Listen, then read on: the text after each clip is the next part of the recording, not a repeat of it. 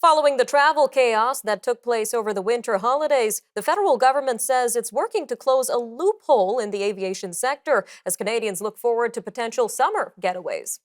Transport Minister Omar El Gabra says the government is working to clarify airline passenger rights legislation to close a loophole. It lets airlines deny customers compensation for canceled flights if they cite safety issues. European rules require compensation on top of refunds if an airline cancels a flight for any reason that falls under its control. Now, that covers most situations except for strikes, extreme weather, or war. Mr. Al Gabra is also promising $76 million to reduce the backlog of 42,000 complaints at the Canadian Transportation Agency.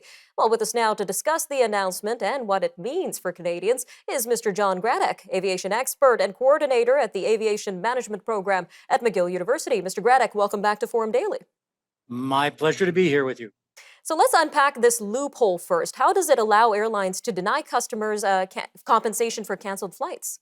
Well, it's not a loophole. You can drive a truck through this one. A lot of Canadians have been caught in this loophole, whereas the carriers, when they have a delay in the cancellation, they have to provide, or they used to have to provide, details to the passenger about the reason for the delay or cancellation, plus provide them with information about compensation. And what has happened over the last little while, since the summer, really, the carriers basically have been citing safety as a way for them to basically avoid compensation. The rules basically say that you have things that are within your control for which you then have to pay compensation, but if it's deemed out of your control, you do not pay compensation. So in order not to pay compensation, the carriers have been citing safety as a provision for which they will in fact exempt themselves from paying compensation.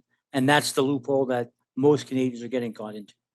And how often do airlines use this loophole? What do we know so far about how many Canadians have fallen under this loophole so far? Well, we know that there are at least 42,000 Canadians who have filed a complaint with the Canadian Transportation Agency in the fact that they've appealed to the carrier. They submitted a claim to the carriers. The carriers have denied compensation. To me, that's just the tip of the iceberg, because you have probably 10 times that number of passengers who have been affected by these cancellations and delays and who understand the work and the patience that has to be undertaken in order to get your complaints either validated by the airline and or going to the CTA. So I'm figuring there's over 500,000 Canadians that basically have a compensation claim with the airlines. Quite the number. Now, we mentioned Minister Al Gabra has promised $76 million to reduce the backlog of complaints at the Canadian Transportation Agency. Is this enough to tackle the 42,000 files that Mr. Al Gabra mentioned? As long as we don't have any more complaints show up, it'll take these 200 people probably about a year and a half to clear up these 42,000. So, and the odds of not having any more complaints is, 0 to none. There will be more complaints. We will have disruption in the aviation industry, and these will generate de facto more complaints. So that pipeline will get added. So I'm not, he's added 76 million over 3 years, 25 million a year, 200 people. It's still going to take the CTA 20 days on average to address each single passenger's complaint. So they've got man years of complaints ahead of them. So I wish those 200 people luck to try to get that pipeline reduced.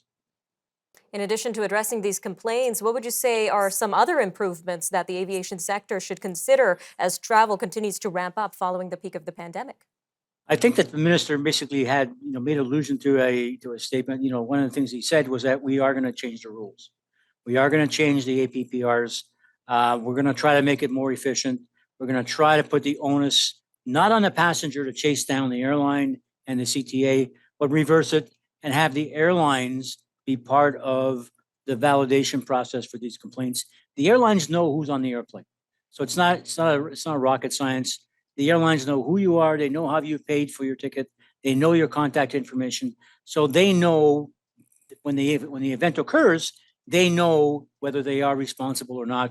So the minister is saying, let the airlines defend their position of not paying passengers, and then let the CTA judge whether that's right. Otherwise, the airlines pay the passenger automatically. So you will get a Interact transfer within 72 hours of a delay that basically reflects your compensation. Sounds like we've got a lot to keep our eyes on, Mr. Gradek. Unfortunately, we are out of time, but we will surely have you back on the show to unpack more. We'll do some more on this. Thank you very much. Have a great day. Thank you, sir. Take care.